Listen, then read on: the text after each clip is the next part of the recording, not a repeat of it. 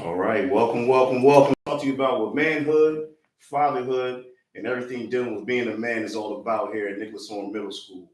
I myself is Michael Coates. I'm the assistant principal over sixth grade here. And then to my left, we have. I'm Terrence McNeil. I'm a sixth grade educator at William Wirt Middle School. I teach reading, English, and language arts. My name is Cecil Griffith. I'm a retired teacher. Terrence Blakeney, professional school counselor, right here at Nicholas Horn, sixth grade. Dr. Donald Presswood. I am the ESOL assistant principal here at Nicholas Orm. Cornell Stevenson, physical education teacher for all grades here at Nicholas Orm.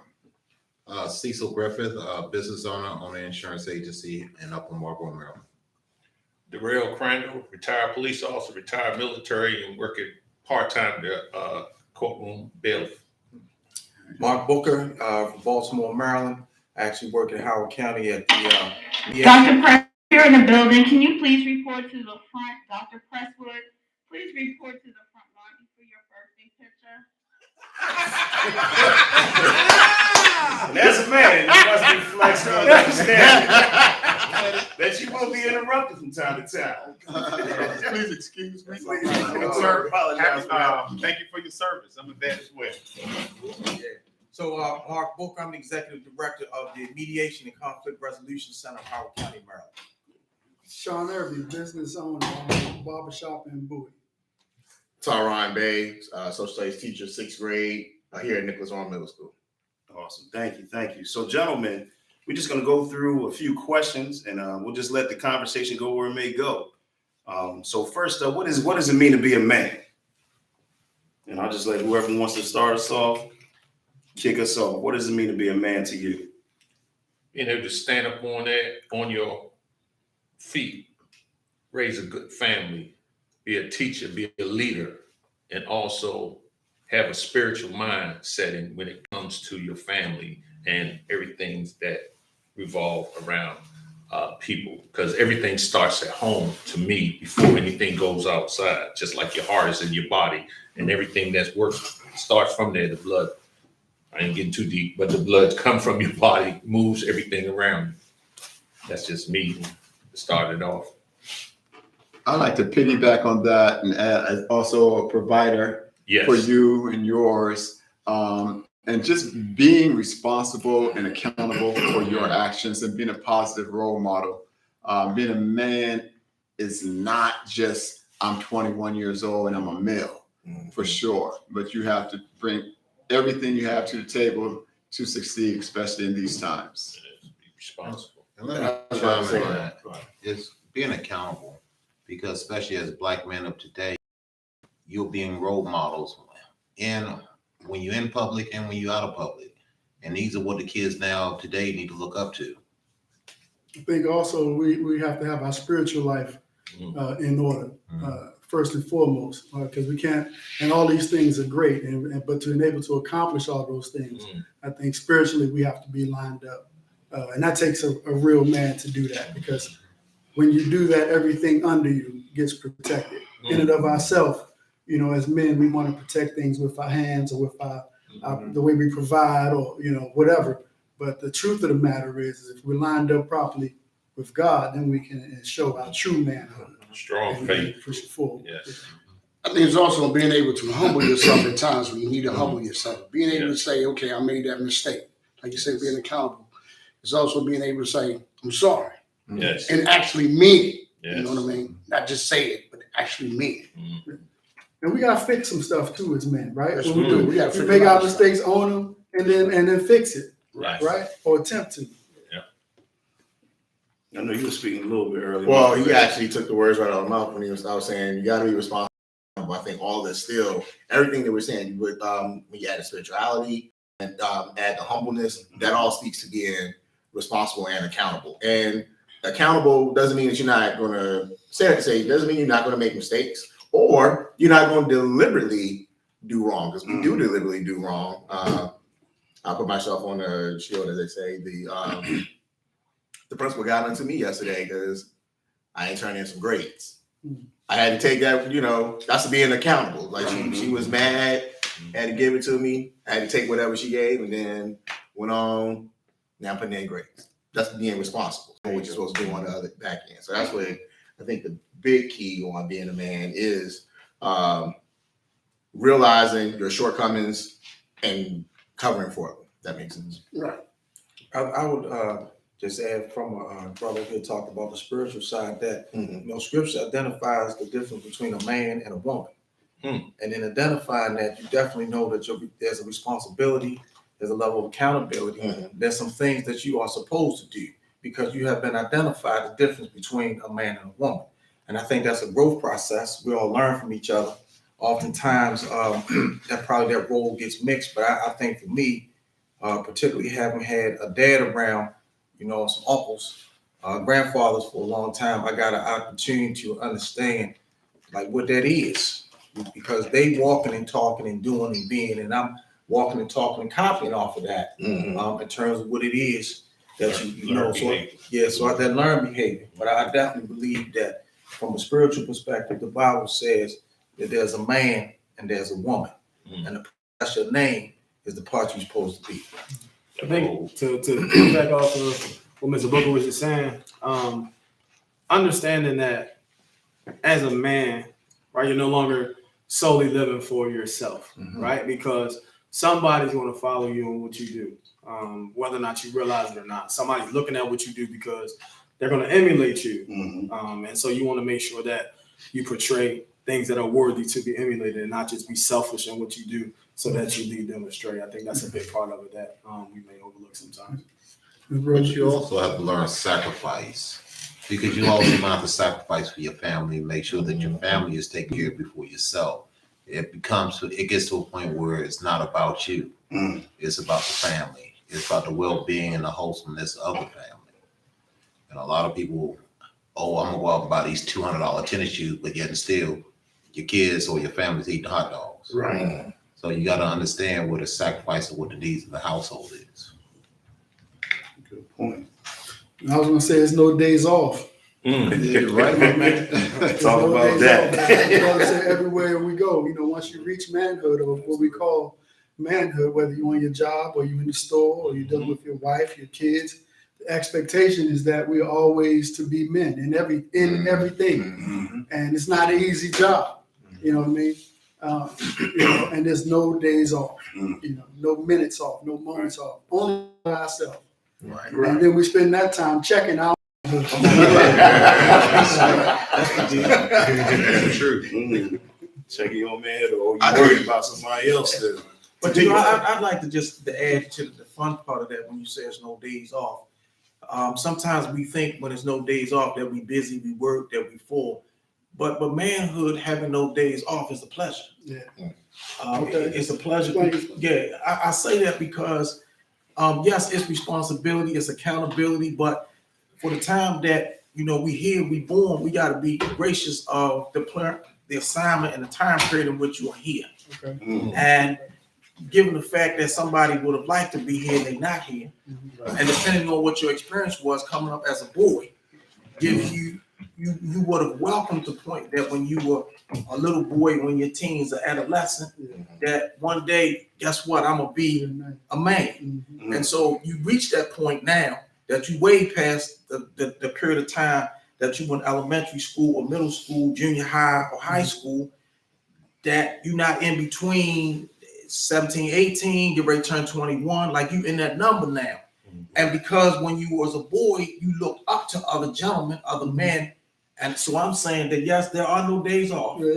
They full. Yeah. But I'm going to say for my own self that I've looked up to the period of time and say, you know what? I got to the point of being a man. So I don't find it necessarily as a task. I relish in it. Now, do we have our ebb and flow days that, we have the checkout self? Oh, yeah. We do. But I'm glad that I got to the point where I can say I'm a man. It's interesting you say that because I've been trying to tell some of my sixth graders, don't rush. It's coming. Right. Oh, yeah. Don't rush. Enjoy your youth, man. Because when you hit that threshold, it's time to be a man. It's time to be a man. You can't go back. And a lot of us at times, when you get there, you're like, I want to go back. But you can't.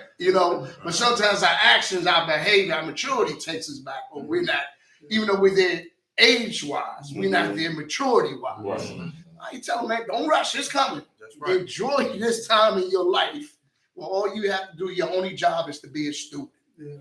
Basically. That's right. I like that, man. And it that's a good segue into talking about who in your life was very impactful in regard to being a man and really showing you those manly characteristics. Who was very impactful? My father, my uncles, my oldest brother. My father's built houses, so we all, at some point in our life, down to my youngest nephew, we all had to go out on that job site at 6 a.m. on a 100-degree day and dig those foundations and mix the mortar, stack the brick, build the scaffolding. But we couldn't wait to get to that age where they took us out because we had heard it from our older brothers and cousins and whatnot. And so I learned how to be a man through the men in my actual bloodline, Right. which is phenomenal. And when my father passed, to see how many people turned up to say what he meant. Everybody in the neighborhood, when they got in trouble, call our house. Is he working with you? My father would always say yes. And then, next day, bring him on out to the job and whatnot. So I learned early on how it was to be a real man for not just your family, but for others.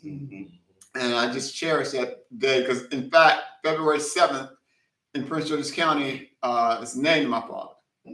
Nice. Yeah. Okay. Congratulations on that. Yeah, good man. I have a contrary story. So, so my dad was never around when I was a kid. So I grew up with just my mom and my grandma. And so we were homeless for a while. We lived in shelters. So we moved around a lot. So I didn't learn what it was like to be a man from my father or, from my uncles who were always locked up when I was growing up in Philly. But my uncle, my father's brother, strange enough, because my father was never around, but his brother was around. And so I saw the way that he kind of took care of his family, and I kind of I used the absence to figure out what my presence should look like. I like that. And so yeah, it's a contrary story, but it's always great to hear, what the presence actually does. So for my daughter, I don't miss anything. She would have been here tonight, but yeah. But kids kind of emulate what they see. Okay. I've been fortunate enough to have my father in my life all my life. He taught me about being a man. He taught me about being responsible. He taught me how to take care of my home, how to build things. So he gave me a part of him as I was growing up. And so now I can look back and I can say, well, my dad taught me this. Or if my dad saw me doing this out here, he was like, son, what are you doing? So kids need to find somebody that they can emulate and have a role model. It's not about being a good athlete. What about being good in school? What about being good in your community? What about being good in your church? So these are the things that we as Black men should emulate and try to be role models to kids. Because it's not, you have a lot of single households out here that just have the mothers in the house. So we need to sit down and take kids under our wings and say, okay, hey, you need to do X, Y, Z, good, bad, or different, but you still got to uplift them in the process. And my situation is similar to yours. I grew up without my father. He was in and out of our lives. And so I grew up in the church, a Catholic church out of Chicago. But, for me, being a man never ends. Learning to be a man never ends. I see stuff every day that says, man, that's because I knew that as a father, I was going to be better than my dad. And that was to be there. And I have a 16-year-old daughter. I mean, we've done everything together. Taekwondo, taught her how to ride a bike, swim, all of those. But my thing is that I see being a man as something that you never stop learning. I mean, as I said again, I see things every day and I say, yeah, I'm going to do that too. And so, that's my piece. Just, growing up in the city of DC and when you're a little kid going down south, as soon as you get out of school on that Friday or Saturday morning, you're on a Greyhound going down North Carolina during the summer. And then being raised and looking at your uncles, your grandfather out there plowing tobacco, driving tractors, working with the hands that God gave us. And that's the thing that got me. So my dad always been in my life, and he passed away 20 years ago. And then I got two boys and my daughter, and they see how I'm always doing something, getting out of high school. Matter of fact, graduated from Northwestern right across the street. Came out of Northwestern High School, went to the Navy, and then didn't have no kids at that time. And then once I got here and decided I want to go back to school, joined DC National Guard and start rolling from there. And then my kids start seeing me out there interacting, doing different things and teaching them. Because I always said, and I talked to you, Mike, about it, you know, we always talk about our kids, but we are our own teacher. You know, when a kid is born, it's just like that song, a child is born with no state of mind, blind by the ways of mankind. And I use that every time I speak. And I said, we teach these kids this thing. That's why I always say it starts at home. Because before you already know, them kids 18 and under, they can go ahead and break a window. We got to pay for it. Story a couple years ago, Montgomery County, I told you, Montgomery County, kid brought a gun to school. They got the kid, but they went after his father. Because if you know, if anybody got concealed carry or anything, they can tell you about all this stuff. Unacceptable. I mean, keep it unaccessible and different things. But being a man and being around positive men and working with positive men, it helps. I did a program called Passport to Manhood, and it deals with starting these kids and teaching them different things. Because a lot of these single parents, you said something about your mother being a single parent, you go in these boys and girls club and you want to play sports, but to get them to play sports, you got to do these programs that we bring it into you. You know what I'm saying? You get people in the sports. You know, you can play, you can be good as mud, but it's here. Right. And I always talk about Michael Jordan. People talk about him shoes, but he's a businessman first. He's the only one that turn around and do different things. But being around positive role model, we can look at TV. We ain't have the cable TV coming up. We have about 5 or 6 channels. You know what I'm saying? That channel, boy. Yeah. Moving forward, all of that.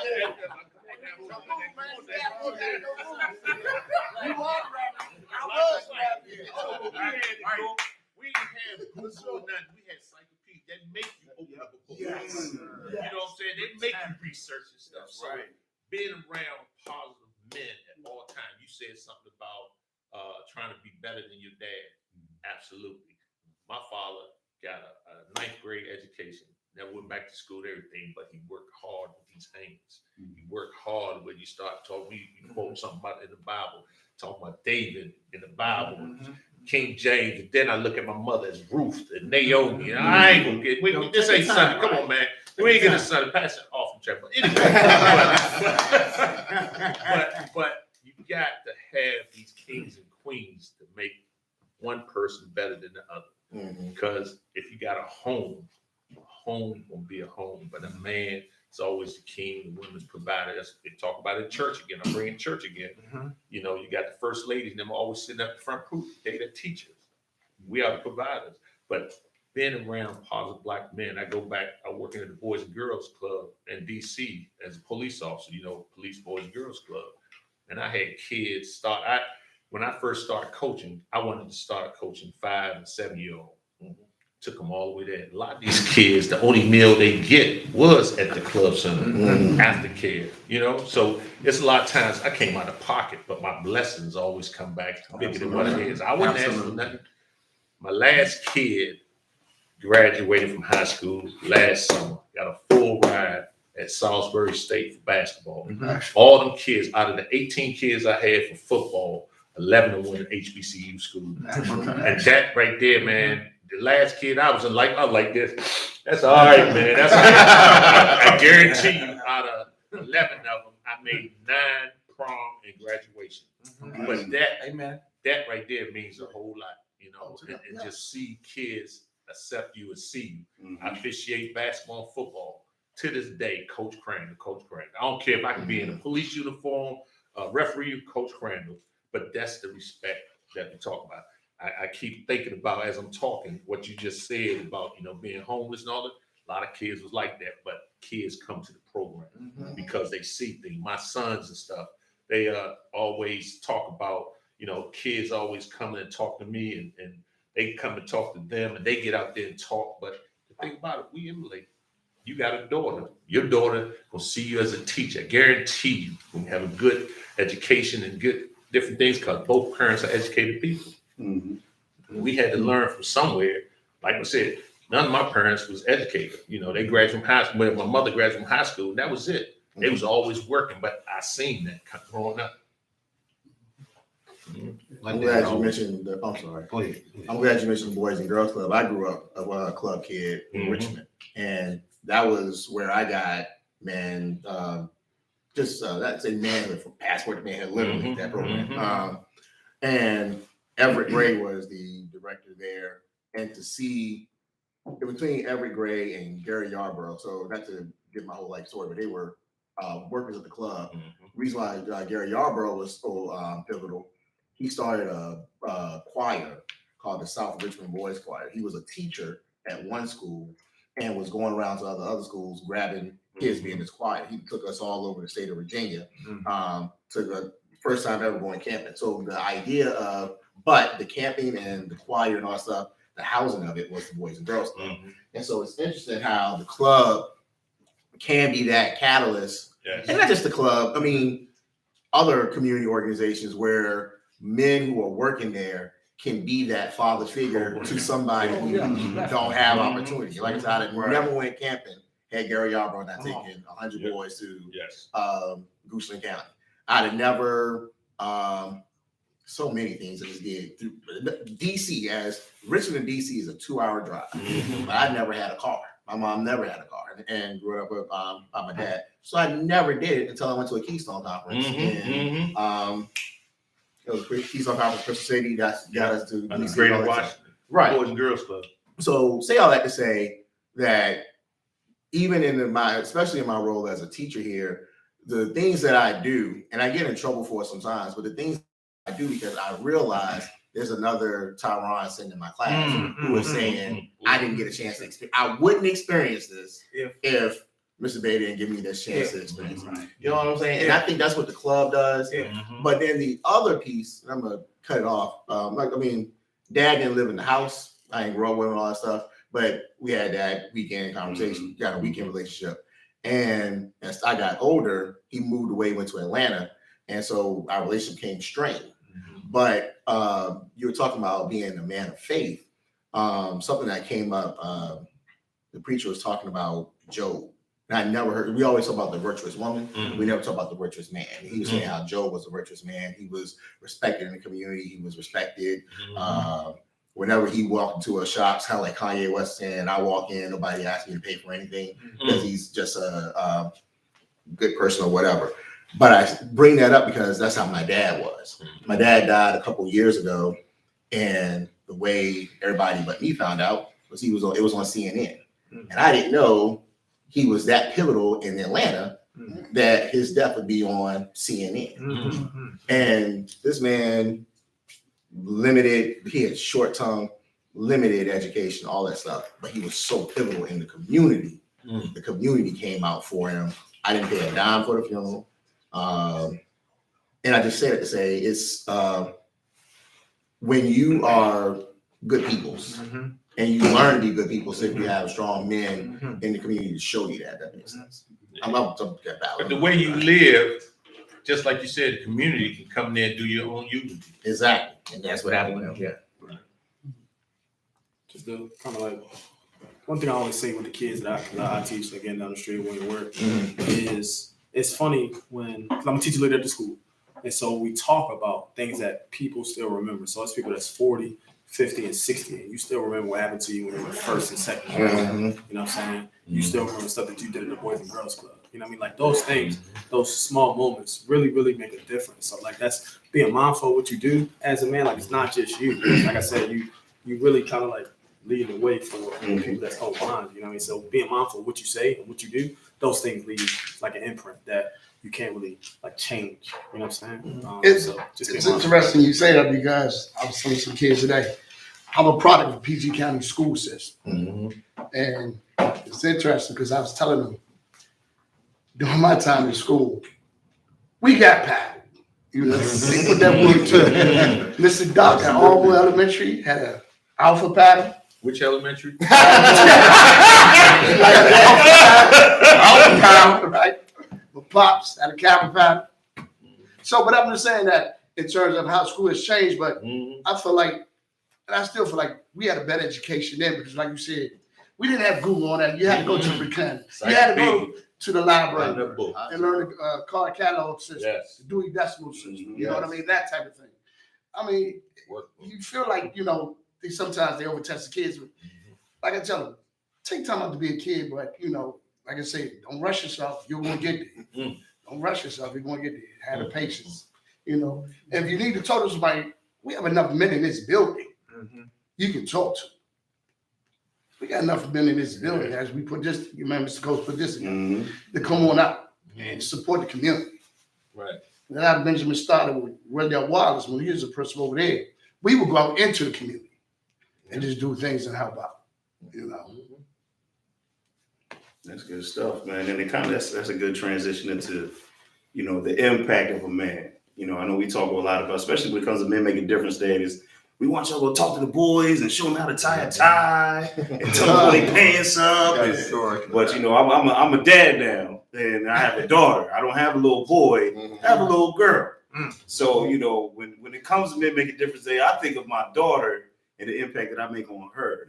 You know what I'm saying? And me being in the household every day, and her seeing how I treat her mother, and her seeing how I treat her. You know what I'm saying? Because I want to sow into her. This is how a man is supposed to treat you when you become of age. Right. These are the expectations. So if a man isn't meeting that level, you don't meet that standard, you need to keep walking. Come on. Because if anything, I think somebody said over here was, as a dad, you want your seed, you want your legacy to be better than yours. Right. You know what I'm saying? And my dad did the same thing. Like he graduated, he didn't graduate. He left DC public schools in the 7th grade and started running the streets. Got caught up, and the judge was like, yo, you either go to this trade school or you going to jail. So he ended up down in Virginia at a trade school, got up in masonry, and then went into the military. And you know what I'm saying? So from there, then he always was like, yo, all my kids is going to college. Now, a couple of us went, not all of us, but that was his goal. So he got it out of at least 2 of us, 3 of us went to college. But I would like to hear from y'all, like, what is the impact that y'all have on that female? Because I know we're all dads here, not to say everybody got daughters, but I know a couple of us do have daughters or do have nieces, you know what I'm saying, or teachers in the building. We do fool with a lot of these young ladies, man. What's that impact like, and why is it such a necessity nowadays as a man to have impact on the young ladies? You know, it's actually funny you should say that. It's a young lady, she's an 8th grader, so I had her as a 6th grader. It's a very timid African-American woman. Young lady, and she had a tendency to walk with her head down. So when she came into the class today, I said, come here. I said, put your head up, you're a queen. And I'm always promoting, like I told you before, I'm unapologetic about how I look after our young people, because nobody else is going to see them that way. Even, you know, some of the guys who are hard-headed, I still got to be there because I feel like so many people are against them. So I'm going to lift them up as much as I can. And she smiled. She's very quiet. I'll point out to you tomorrow. But every opportunity I get to throw in something positive to the young ladies about, would your mother be proud of that? Are you proud of that? Would you want to see that in someone else? I do it. And, you know, sometimes, you know, it's received. Other times it's like, you're not my parent, whatever. But I'm like, yeah, I'm not, but I do care about you. Right. Yeah. But so when you said that about the young lady, I thought about that. Like every chance you get, we have to lift them up because you see how the media portrays our females. Yes, they do. And I'm not having it. I have 5 sisters. I'm not having it. Amen. No, I agree with that, man. I have a daughter now. Yeah, she's older now. She's not a little girl like your little girl now. But she's my daughter's 20 years old, and a year ago she's in the Navy now. Okay. But she was at Bethune-Cookman College for a semester right before COVID started, and she came home. She said, "Dad, this ain't for me. I don't want to do this. I want to do something else." I said, "So what you talking about? I went through all of this to get you in school. You talking about now you don't want to do it?" She said, "I tried it. It wasn't horrible, but I just want to do something else." I said, "Well, what you want to do?" She said, "I want to join the Navy. I want you to help me get in shape." What? Now, you know, give us some context. You know, my daughter's a girly girl. You know, nails, hair, never been an athlete, okay, so you playing. What you talking about? Are you serious? And what she wanted me to do more than anything was support her decision. Right? She was in college because that's how she came through the house. You got to go to college. So she did what she was expected to do. But I think that as men, the influence that we can have on our young ladies is to support them in their decisions, right? And she needed that. Not only did she need me to support her decision and get on board with it, and it took me some time. It wasn't immediate because I personally thought this was a mistake. You need to get your education, and you're a black woman in the Navy. And she reminded me, she said, well, Dad, you was a firefighter. You never wanted to do that. You just stopped everything and went on the fire department. You heard cricket. And so that goes back to that whole accountability and nobody's perfect and all of that. And our kids remind us of the things that we don't like about ourselves. Right. That's what our kids do, right? So my daughter, she needed my support in that. And so after we went back and forth, I got on board with that thing, and we worked out all summer. And she showed up every day. She ain't complained, and I put her through it. I'm an old football coach, right? So I put her through it, and she, I gotta say, man, she got the juice. But that little bit of support, I got you, and just didn't take anybody else, just me, right? As her dad, showing up every day, working her out. And now she's in Greece, man, living her life, getting these experiences, man, and But imagine if you said no. Imagine if you was like, nah, you shouldn't do that, and that's it. Right? You know what I'm saying? Like, imagine the difference. You know what I'm saying? From a yes, and then I'm there all the time too. You can't do that. You need to do this because you're really like, you know what I'm saying? That ain't you. You know what I'm saying?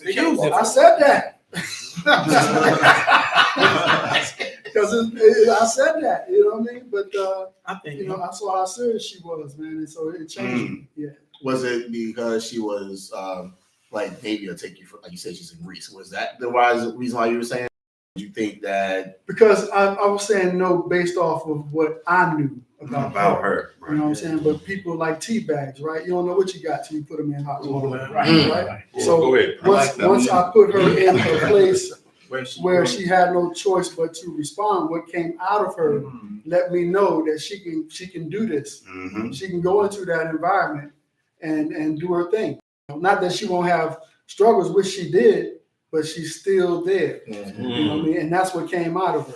She showed up every day. That was enough for me to say, amen. She's serious. You because really for the difference between not having success in life and having success is the ability to show up every day.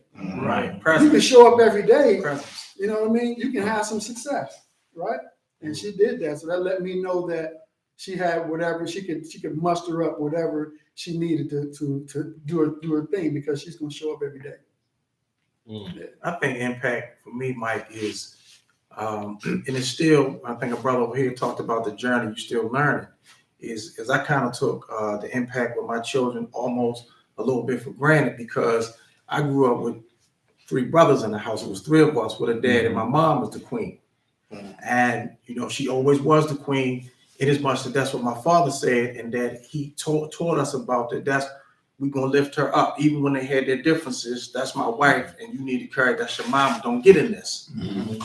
But when the Lord blessed my wife and I to have daughters, I had to exhale, go in the bathroom, look in the mirror, call my dad who was already passed on and say, what am I doing this? Because, it was easy with that, but now, and my daughters are now 19 and 16, and I think that I've gotten a lot better even early years. But I think the impact is to have the presence and listening and want to be there and demonstrating confidence. And I don't want to step on any, generations of how manhood is, because I think it alters. But in my household, my father said that the only person that could wear an earring was my mother. And so, as I was coming along, growing up in the streets, I didn't see a lot of that. But as I got older, I started seeing men have earrings. I wasn't questioning their manness or their masculinity. I just was like, what is that? Because my father said no to that. And only my mother could do that. So I won't kind of do that. I think that the impact with my daughters is the distinction between the role that I'm supposed to have as a provider, an individual that has confidence. But it seems as though that there have been times, and I still question this part about fatherhood, particularly having girls. I think I think my father was in his like early 60s when he passed. Maybe one time I saw him cry. And it wasn't because he was keeping it in. I just think like he ain't had nothing to cry about, you know. And not that you couldn't, but me having daughters, like I might probably cry maybe about 25, 30 times a year. Just because like they soften up a certain point. Like I remember the first time when I had to discipline my first child and about something she was doing in school. And she looked at me like this. She was paying attention. She was following me like this. Are you really about to do this? And as I was getting to you know, these are some of the restrictions you're about to have, and you need to understand when you go to school, don't interrupt the teaching. She still was looking at me like this, and I was like, that's enough. Okay, go ahead. You like this here. You know, and I know she probably didn't understand that I had cut it off at that point. But now that she's 19 and the other one is 16, they still get me to do that. But I think that if I had boys and giving my father, like all of them tears and like getting all mushy, like that stuff is not tolerated in the household with dad. I had to be okay with myself that even on days when I get teary-eyed, it doesn't subtract from anything, and that my daughters have had an opportunity to see the leadership, the provider, the confidence, the no wavering situation. You know, I remember my daughters had even, one of them had talked to me about, you know, their friend with earrings, you know, and then Sharon was like, what you gonna do with that? You know, like, what you gonna do with that? I won't tell y'all what to say. I'm gonna pass the mic. The reality is that I just think, well, you know, I think that me having a strong father present, living with boys, probably has, with brothers, have probably even strengthened my presence as manhood amongst my daughters. Because they want to know innocently what's the distinction in your role and mommy's role, and what is it that you're supposed to do, and how we need to have a mix to understand that, and particularly as they're getting older with, you know, their friends that we call the boyfriend. I just say he the friend. You know, so I think the impact really is ready. Yeah, was that whole flip thing, living with boys and dad, and then you got the girl and she looked you in the eye. Then with two of them, not to be labored, but when you got two girls, right, and you telling the story, and then you trying to hold this one over here, that's that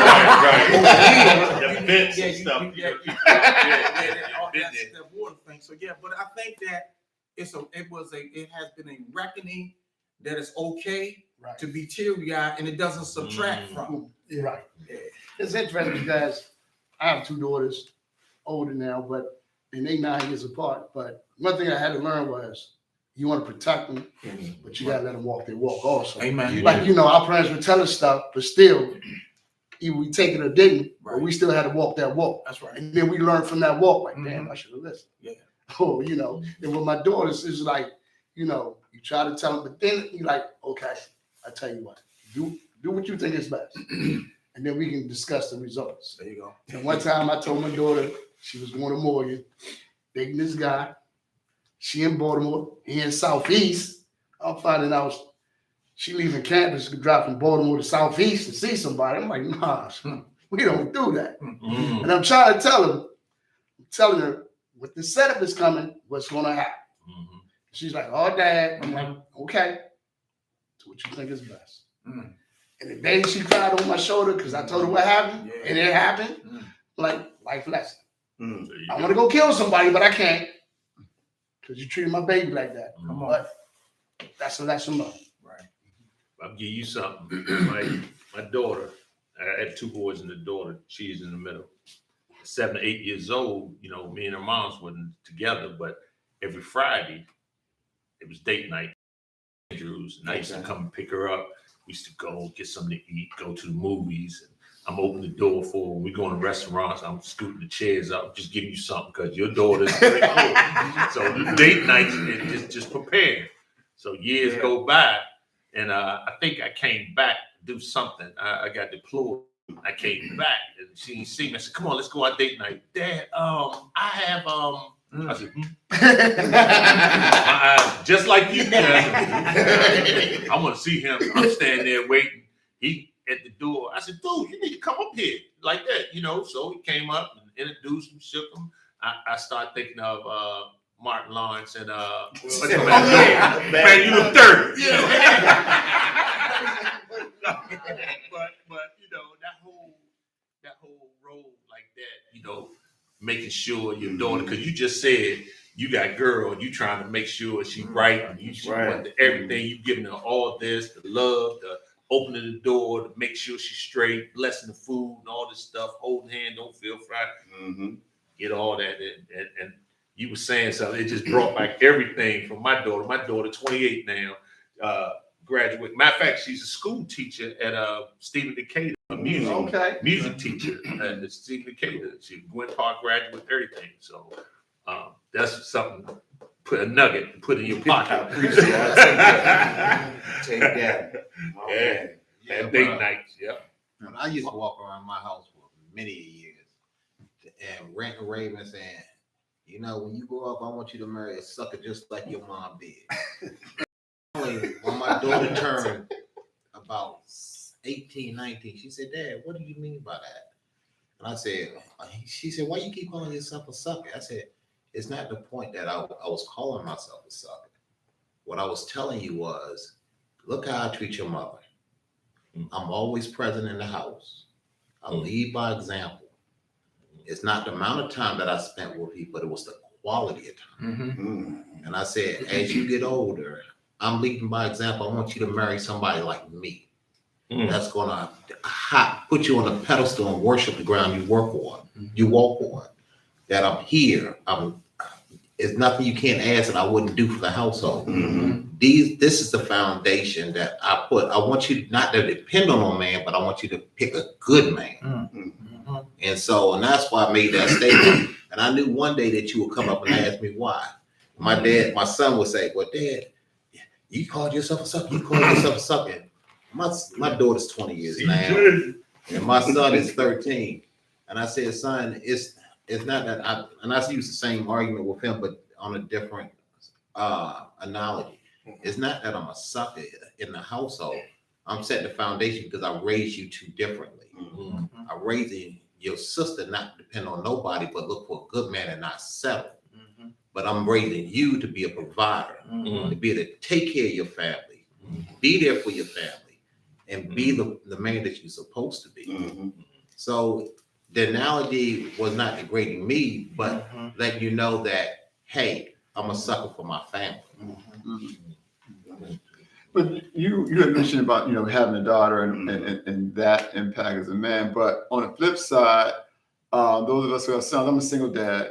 And so having to balance, like, he still needs me to, like, not always be toughen up sort of thing. He's a child, well, he was a child. And he needed to, like, have that space to do it. You know, when I come home, of course, because we used to live on the West Coast, my sisters would take care of that. Or if on the West Coast, it was like, you know, lady friends, whatever, but mom wasn't around. We also need to be open to the fact that our men need to see a part of us that is natural. Sometimes, like someone said, they had cried, you know, they cried many times before. Not that my son actually I haven't cried from pain since, like, this house made me in this age group right here, but it's normally come from the love from somebody else who had a loss. It's just because, you know, pain is temporary, forget about it. But it's okay. When he said that, I'm just like, whatever, because of the issues, you know, that he grew up with. I allow it. I don't say, you know, stop crying, because if you stop that, then other parts of his development are not going to fully develop. So you have to let them be, you know, all that they are, and not just say, well, like we all discuss what a man is. Well, you know what? Men do cry sometimes. It's okay. A whole lot. It's all right. More than once. Yes. 3 times. What's that stigma that's out there? Men don't cry or boys don't cry. You know what I mean? I know that was something I learned just coming up playing football, Pop Warner football. You know, you hit like, shut up, suck it up. Get back on the line. You all right. My granddad Well, for that, I kind of agree. Coach, they said, "Yeah, man, come on, man, tighten up." But I mean, but then that kind of translates into every atmosphere of that young man's life. You know what I'm saying? I'm just an emotional wreck. So I agree with what you're saying because I started therapy 2 years ago. And growing up in the hood and like Philly, legit therapy, not legit, like like I'm just gonna go therapy. watch Dr. Phil. Nah. In therapy, talking to a therapist. You know what I'm saying? And growing up in the hood, like nobody went to therapy when I was young. Right. You never saw it, you never heard about it. Like it's just you got trauma, that's what it is, and you're gonna figure it out and you're gonna be good. You know what I'm saying? And so but that's not healthy, man. Like you know what I'm saying? That's not what it's supposed to be. And so like I would argue that like this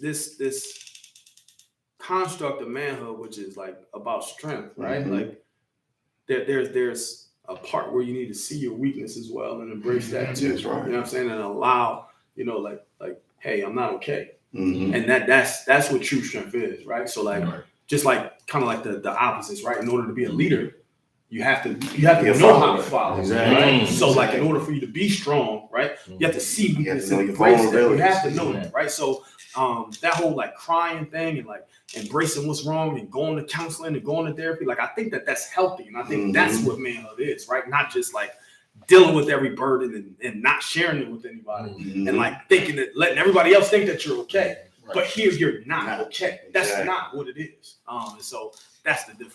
I think some of that stigma is, and I have it. Like I'm around some individuals in this room who I trust and others for the first time that I haven't met. It's not there. And so if I am feeling a certain thing, depending on what it is, like my daughter's not here, so I'm not gonna cry. And in my involuntary behavior of feeling like I'm gonna need to cry, I'm gonna dig deeper, and I'm not. Because the stigma is the trust. The stigma is I might not want to have to deal with you for how you're going to deal with me. So let's not let that be there. But so I think that we do need to figure out how for it not to be a stigma, because if crying wasn't part of the naturalness, then it wouldn't be involuntary. But because we grow up with some of the dynamics of what we talk about, we think that it's not involuntary, that it's not a part of being human, that it's not a part of the counseling, whatever that goes along with that. And so I think that the stigma comes from part of, Mike, what you said in the example, and I don't know when or ever do we, because if I'm not in the space where I feel as though that there's a sense of that trust factor, then I'm not coming out with that. I don't care how sensitive the situation is. I got to be in that space, and maybe that is a stigma. But I think that's my example of it's got to be a trust factor, right? Because if you perceive me or deal with me in a certain way because I allow the involuntary circumstance to deal with, then it might be a problem. And I think I'm supposed to avoid that and take the initiative to not let dynamics fall into something else. So stigma there. Well, you know what? One of the things you said about the trust factor, because like almost all of us are Greek, Right. And so the process. Absolutely. And at that time, there are times when you let it out, you don't care because you trust your sands, you trust your ships, whatever you all call them, whatever. So that was kind of the first time I allowed myself, but it wasn't at the beginning, right? I had to get to a point where I felt that trust that you spoke of before I allowed that to come out, and it's because of conditioning. Because my pops was born in the early 20s, so and my uncles in 30s and whatever. So I learned differently how to deal with that. Honestly, I'll be completely transparent. My father's the greatest man in the world to me. However, I never heard him say "I love you" until I went to college and came back because I demanded, because I had never heard it from any male. I knew it was there. They did everything. They provided, they protected, all of that. But the first time I heard it was through the pledge process.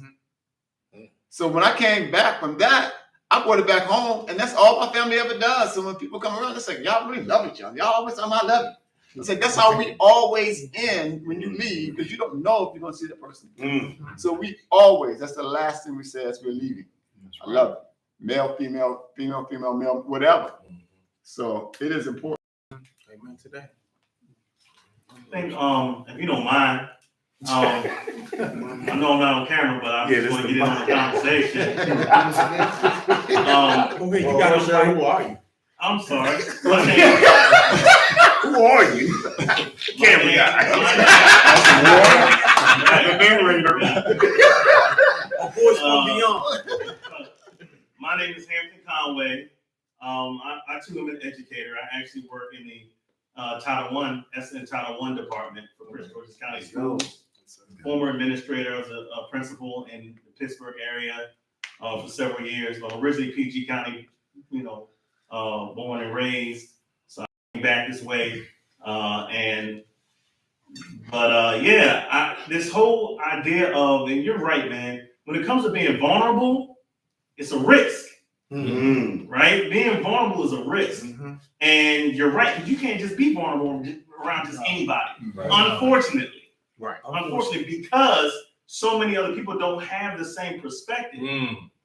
But what I've learned is taking that risk and being vulnerable helps to change other people's, other men's perspective. Amen. There you go. So the more that we can just try to and it's not always comfortable. Right. But I have learned too, like vulnerability is contagious. Right. And when you get around a group of guys and you hear a guy that's willing to say, dog, let me tell you what happened to me. And it can be one of the most embarrassing things you can think of. Right. But you'd be surprised, or maybe you wouldn't be surprised, how many other brothers in that same circle are like, oh, that happened to me too. You know what I'm saying? But ain't nobody want to say nothing. Ain't nobody wants to. Nobody wants to fess up to that, right? But when you do, cats start getting a breakthrough, because now it's like, okay, now we can rap. Right. I don't feel bad because I'm not the only one Right. that's had that I ain't got to struggle. live carrying all this guilt and shame over this thing. And I ain't going first. And I ain't go first.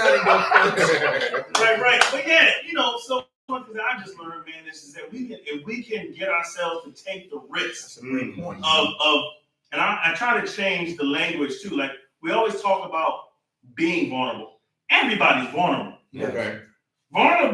Being vulnerable means you're subject to harm and to hurt and harm. Right. We're all subject to that. Yeah.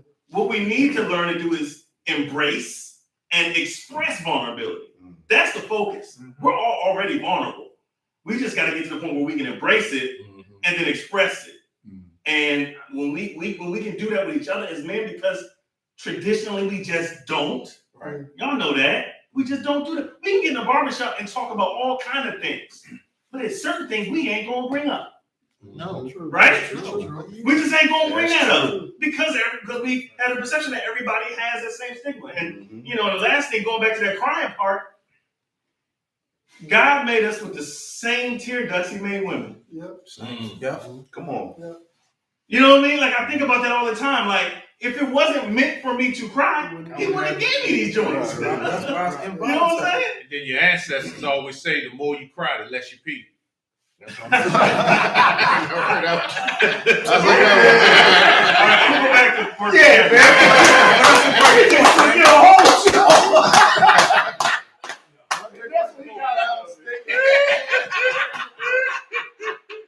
Before you cry, the less you pee. See how when you talk about certain subject matters, it makes somebody else come out with their This is what we do. Hey, bring We the have a ice. strong point, and somebody's come to be like, I said icebreaker. Say it was getting too serious. I was gonna have to break that Humor is down. good too. It is. Yeah. It is. This is medicine to the soul, man. Can I say something real quick to Absolutely. this piece right here? Something that I'm noticing overall, period. Now we are a group of Black men. Our school is, pretty predominantly Hispanic, but I think some of our culture intertwined. One of the things that I'm realizing more and more is that we had a generation of men who went in the home, who wasn't involved, so forth and so on.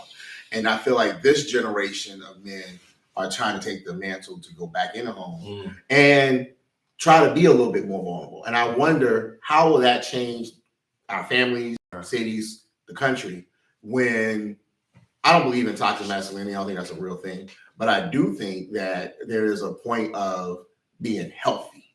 And we're having this conversation. This is about just being healthy, because you can go cuckoo crazy keeping it to yourself. And that's what we had those. I'm doing it. I'm having that man moment away from everybody else, and you're doing whatever you're doing in your man cave. We all got man cave. Well, I got something at the bottom of the steps. That's why. But like I said, what are you doing to stay healthy? Because you will go crazy, and then if you don't do it, have a healthy outlet, then it'll manifest in other parts of your life. You know, it can manifest in your job, messing up at your job. It can manifest, like last year being virtual. I was totally all over the place. Me personally, I felt like I was ready to quit. Like, I don't know about anybody else, but dealing with, and it was a lot. It was the virtual component.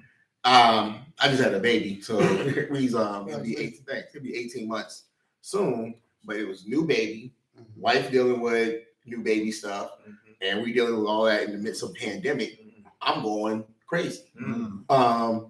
There are moments where I just want to be away from them, so they went to Hampton, and I'm here by myself. And because I'm here by myself, I'm having isolation issues. So I say I like to say, not put all my. That's all right. I'm being Go for That's it. all right. You're embracing and expressing your That's vulnerability. right. I'm embracing and expressing my vulnerability. Somebody get ready to give you an amen. Go ahead. Let them use But I was saying that we go through those. If I hadn't had I would tell you what kind of calmed me down was I was in the building. We came back in the building, even though I had like 5 kids. I don't know what it is. It's therapeutic to be in the classroom for me. And that makes it easier. And maybe it's like me being tangible with what my check really comes to. That's all about being a provider. And so now I'm excited to not only come here, but excited to get back into the house as well. That makes sense. So did you ever say that before out loud? You just said it right now, right? Yeah. It helps you, right? Yeah. To say it Right. out loud and not keep it in yourself, right? Yeah. Cool. Third. There it is. There it is. Well, I want to go back to something that my brother, Mark, said. So he talked about the earring. Right. So I'm going to tell you, I really don't wear jewelry. Okay. I mean, I'm married. I don't wear I got all this Greek stuff. I just don't. It was something, when we're talking about daughters. So I have a daughter too. And I lived vicariously through my daughter. Everything that I wanted to do with my father that he didn't do, I do with her, right? Right. And so You get a manicure and a pedicure too? I'm sorry. I got girls. I know that language. Hey, you got him. I'm sorry. No. So let me tell you, we're going to go back to this. So my daughter wanted her second hole in her earring, in her ears. And so I said, come on. And so, we're talking with mom, mom was saying like, no, I want to wait till she's 18. But again, I said, that's something that I want to do with my daughter. Right. But I did the research. I said, okay, now which ear is it? And all this stuff. I said, Brill, do I look good? And, I asked my mom, and, I'm asking my family and all that. And so make a long story short, I did it because of my daughter. I did it with my daughter. And so that in itself brought us closer together, because now that's something that every day that I wake up and I see my daughter, because I live for my daughter. And it's just something that's Look at it. and I was like, no, I ain't wearing no earring, I ain't putting no, but when I started looking at my daughter and looking at all the potential possibilities that she could be and what she wanted, and I said, I'm gonna do this with, and we went to Ocean City, we had this done, and I'm still, we watch and monitor, make sure that it's healthy, but this is something that I'll never forget, because this is my daughter right here, and I'm touching it all the time, and like I said, I live vicariously through her, because I want her to be safe, I want her to be secure, and I want her to be successful. And the funny thing is, I talk her ears off. She's like, Daddy, please. I said, look, listen to me now, because one day I'm not gonna be here. And you're gonna ask, you're gonna wanna know, and it's criminal for me not to tell you what I know. I know sometimes I have to slow it down, but I want you to know that there's so much out there that you don't know. You're 16 years old, and sometimes, our children think they know it all, and I have to give them a little space. But there's gonna come a time where you're gonna wanna know more. And so I'm not gonna be a criminal. I am gonna tell you what I know, what I think, and we're gonna go with that. And yes, I did get a pedicure and I did get a manicure. But guess what? Here we go again. Hey, but tell them, pedicures are the best. Hold on, wait a minute. Now, I'm gonna tell you. So I said, let me take my daughter and my wife to get their pedicure.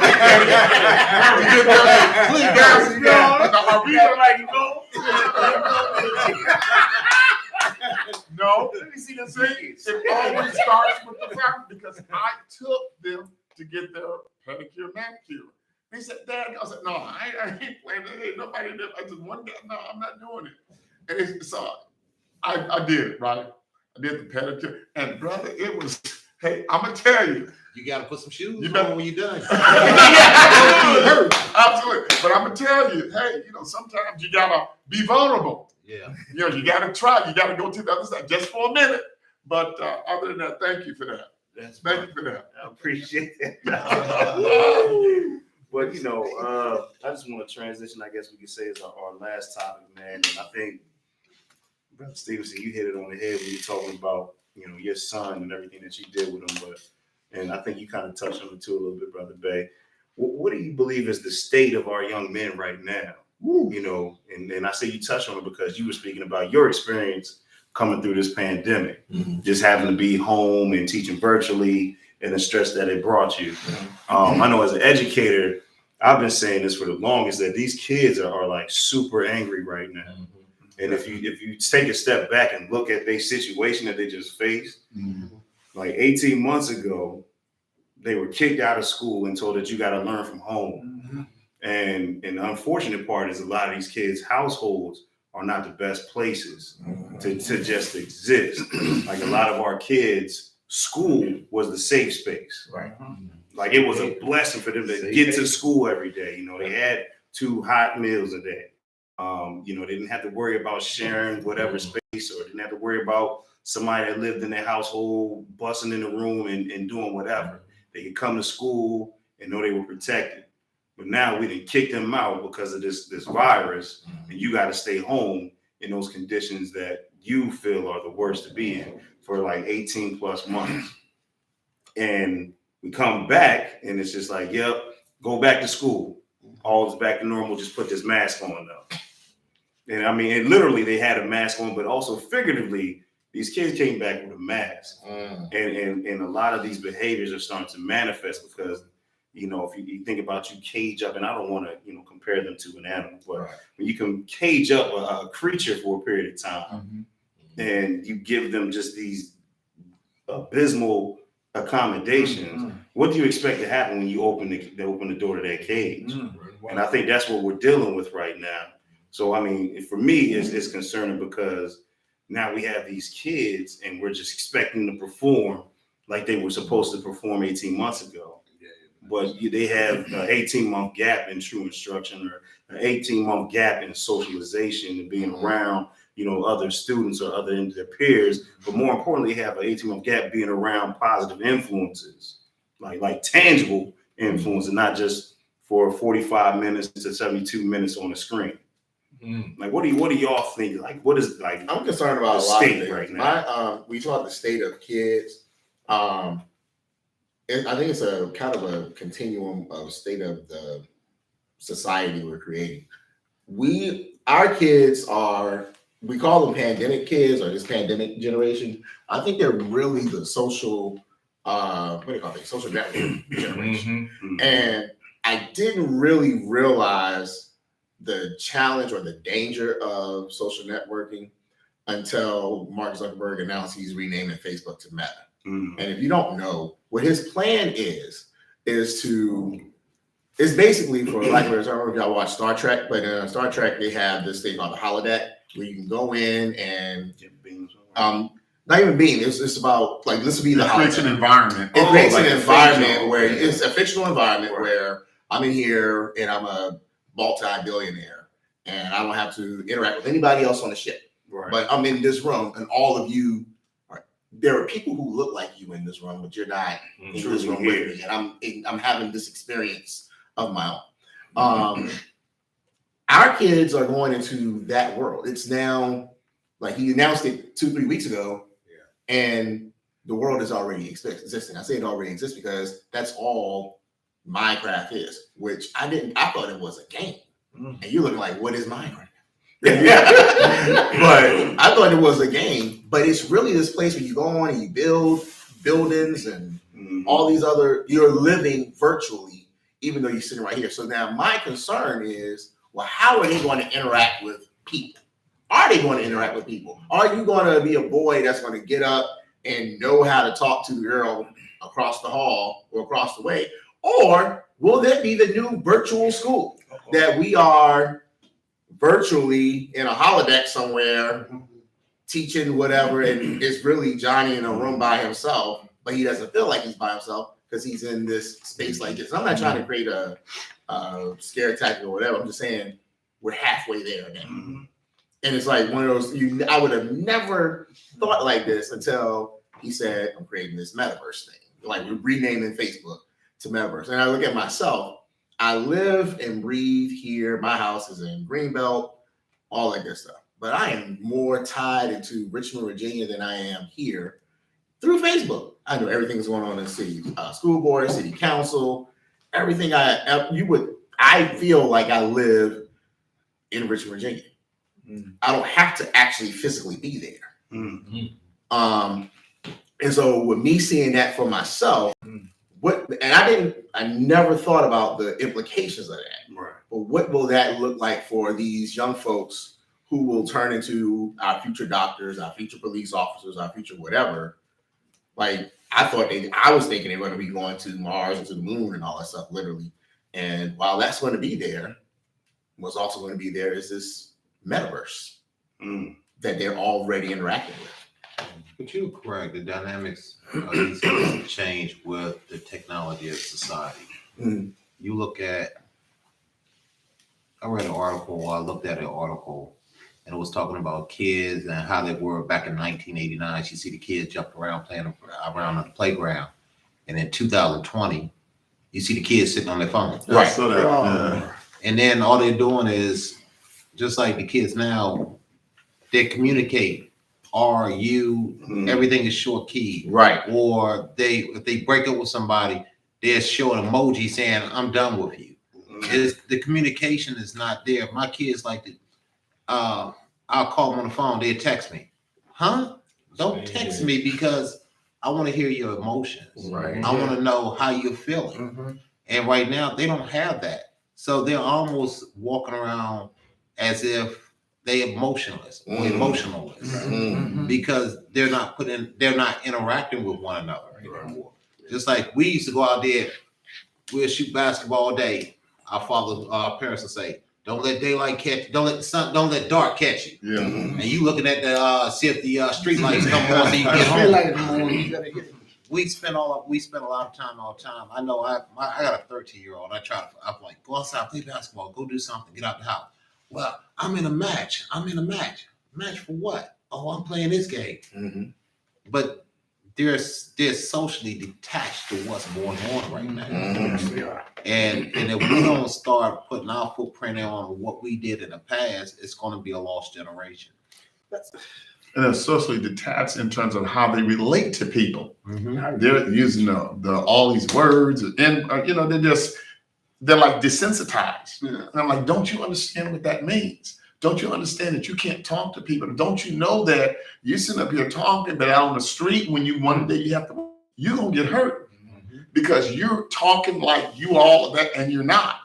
You're not built like that. So you need to really have those conversations and understand that I still feel that detachment that our kids are really going, and how they relate to each other, how they relate to adults. I'm like, do you talk to your mother that way? Do you talk to your father that way? No. See, because you're gonna be a man right now talking to me all kind of way, but when I get your mother up here, you're gonna be a little boy again because you're gonna fall back to that because you're not crazy. So that's a piece that I think that this technology is taking our kids. They gotta come back to reality and understand they gotta relate to people. So just to play, I guess, devil's advocate, right? So I feel like, and I could be wrong, right? When the old heads was coming through, like the people who love, Young Buck. Patti LaBelle, and you know what I'm saying, like the Whisperers and the OJs and all that. They didn't like rap music, right? Like rap music was the bane of their existence. It was the devil, you know what I'm saying? But this is No, gotta disagree. I gotta disagree. Come on, man. I need to. Go ahead. That's cool. I'm at the little kids' table at Thanksgiving. I'm good. I'm serious. High school when rap started, but we also I used to go to Capitol Center and see, Parliament, OJ's, Whispers, Cameo, and all the bands. Festival style. You tell your age. I'm proud of that too. I'm proud of that too. Cornfield, but listen. But no, man, I feel like you said, kids don't know how to socialize anymore. We see them in here don't know how to talk to each other and everything like that. But it's interesting because, again, my age, I came up in a community where if you were my neighbor, you saw me do something wrong, you could say something to me. Take me right. You can do it. You could do it. You could do it. Then my parents want to do it. You know what I'm saying? We don't have that community like that anymore. You know what I'm saying? We don't have that village. You're right. We don't have that village anymore. And it's feel like younger kids today, we watch them go to high school and come back and talk to us, and then they tell us, "Oh, we understand now what y'all Right. Do it all the time. Yeah. You know what I'm saying? So you try to tell them, what's out there for them. But again, every man has to walk their walk. Yeah. Right. You know what I mean? But Terrence, I didn't mean to put you at the kids' table. We gotta see it before you got the big table, bro. You drinking outside. No, we really want to hear it. Yeah, what's going on? Finish All I'm saying is, so the old heads had a different perspective on what rap music was. You know what I'm saying? The old head had a different perspective of what life was. You know what I'm saying? So for me, because I work in the schools and I talk to these kids and I know the trauma that they're dealing with. And it's trauma, right? So old heads dealt with trauma a different way than the young kids dealing with trauma. So y'all think that technology is messing them up and doing this and doing that. They can speak to kids in South Korea. Y'all can never do that when y'all was young. Right. They can talk to kids in Germany. Y'all can never do that when y'all was young. So it's just, I think it's just a different way to look at it. So y'all what I'm hearing at least is that y'all looking at it as it's wrong, right? And not different. No, well, what I'm saying, not my concern is not Colin Powell once said the world is flat because right now our kids can get on and talk to somebody in South Korea and China and all that stuff. That's not what I'm talking about. What my concern is literally being so immersed in the technology that so like you said, if I'm so focused on South Korea because I got a friend in South Korea and it's cool to emotionally attach to the people that you're talking to in South Korea, we can all jump on at the same time at 5:00, and you have no clue what's going on right here. You don't know who Angela Also Brooks is. I'm just throwing that out there, or who else is running and participating. You focus on getting to my friend in South Korea, and I don't know what this is going to look like because there's got to be a physical space, right? But if all you do is talk and connect across the world, because it's so easy to talk and connect across the world, but you'll never go there, or if you do go there, then what does that look like for this community that we have here?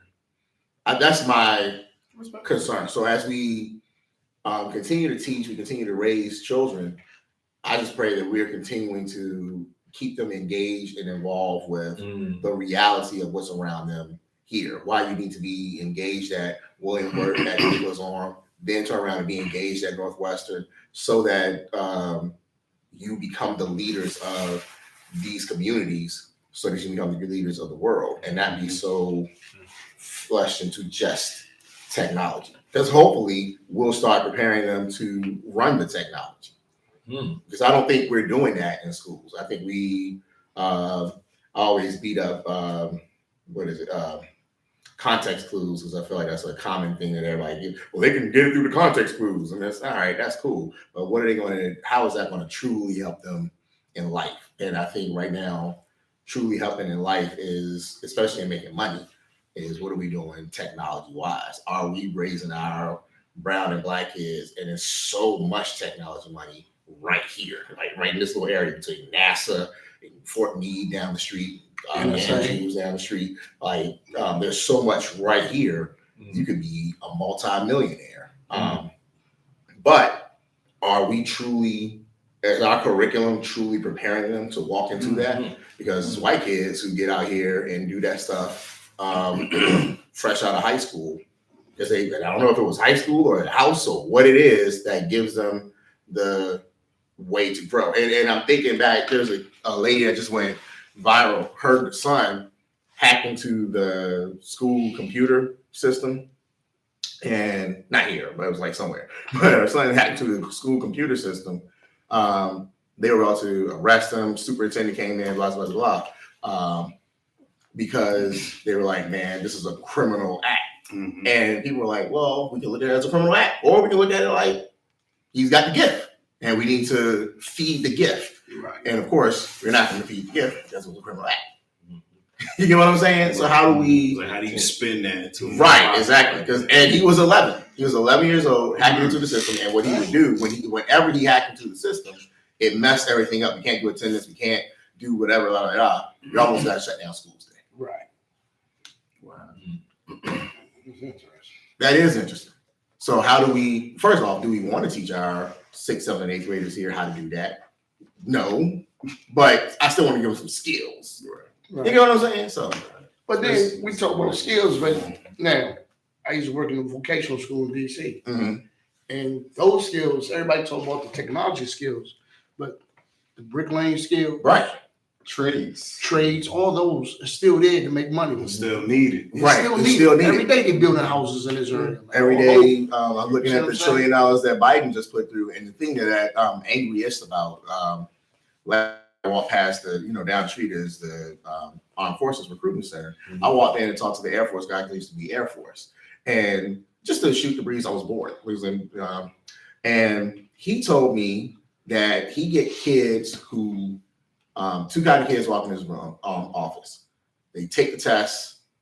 The ones who pass are illegal immigrants. The ones who fail have been here since forever. So they're citizens, been here forever. You already graduated Northwestern, but they don't have the skills needed to pass the ASVAB. And I was like, wow, what's going on that we can't pass kids pass the ASVAB? Especially with all this Common Core and all the things that we do test for, but we don't test for skills, which is really much what the ASVAB do. How's your electrical? How's your mechanical? It's time. Exactly. Right. Yeah. Right. Even not even about the time. It's just, I think, do you know how the gears would work? We don't teach that. That's not something unless you're going to a technical program, because you're not getting it in here. I don't even think we have any technology like that kind of technology. Right. So. That's weird. They coming out of the same communities. Yeah. So these are kids that's at Northwestern. He's talking about. So the recruiter is down here next door to the Dunkin' Donuts. Northwestern is down the street, and so our Northwestern has the same population that we have, where they're getting kids fresh from El Salvador, Guatemala, all those other places. So he's saying those kids who probably came within the past 5 or 6 years, they have the skills. They passed the test. Hungrier, perhaps. And it could be that they're hungry, and they are hungrier. That's number one. You see that with our kids here. The kids who are fresh immigrants. I shouldn't call them fresh immigrants. That's not a good word. Newcomers. Newcomers seem to be hungrier than the kid who has been here since 5. Right. So. Yeah, I just think that there's a lot of trauma kind of going to what you're saying. We oftentimes kind of look at them. And I know for me, my old heads was, we don't want to hear that music. Man, don't you listen to that nonsense? Or why you doing this? And then now it's like, I'm looking at the next joint like, yo, what y'all doing? All y'all do is this. And y'all just on there playing Minecraft all day. Like, what, y'all don't go outside? Y'all don't see the world. I'm like, yo, DC right here. You don't ride your bike and go around, see what's going on at the mall down here. I just think that there's a serious amount of trauma. And then kind of to your point is that technology, it was their release. And I think even so during that period of time when they were on quarantine, it became a much greater release for them because they could communicate with other people that they couldn't talk to face to face. Like they had opportunity when they were in the building. So I think that's why they became so engulfed and immersed in social media and all that stuff. And now that we're back, yeah, it does pose a problem because now that's all they want to do is be on there. But I think that, you know, as men, we need to look at these things and be like, how can I help them turn that into something beneficial? You know, something that they can take and utilize to build their foundation or build their platform for whatever they might want to do in life. You know what I'm saying? One thing I know about these kids, man, I'm not in the school system, but I am in the barbershop. And I see them in the barbershop when they come in. And the one thing that I know, regardless of whatever state that they're in, you know, my thing is who's buying the cell phones, who's buying the laptops, who's paying for the subscription. You know, the parents are, we are. So if you 45 or 50 like I am, you know, I did those things for my kids and got them those things. But the one thing that as parents that we didn't do a good job of is creating balance. That you can have all of those things, but you got to have these things too. Right? A healthy little bit of each of them creates balance. And I think that the kids that are on point that have that, that's what their parents in their household are doing differently, right? You know, and is it so much that the immigrant is hungrier, or is the finances of this particular school district not giving what you need in order for them to be at that level? Because some of these schools in Guatemala and these other places are top notch with their education, top notch, right? You know, PG County is one of the richest schools in the state and in the country. One of the poorest and underperforming school systems. I'm not in the school system and I know that. Okay, so you know, there's a lot of dynamics that go into that. But the one thing I will give these kids credit for is that they listening. And that's something that kids do. They listening and they watching. They listening and they watching. I tell my guys in the shop, you know, we have to always make sure that when these kids come in here, man, that sometimes these are the only positive men they're going to be around. Right here in the barbershop. So we got to make sure that what we're putting out, you know what I mean, is something that they can use because they listening and they watching. Listening and watching. Two things I want to, piggyback on what you said and then kind of be a more, when you were saying that PG County is one of the worst in the country, that's a misnomer. What happens is Maryland in itself is a high performing state.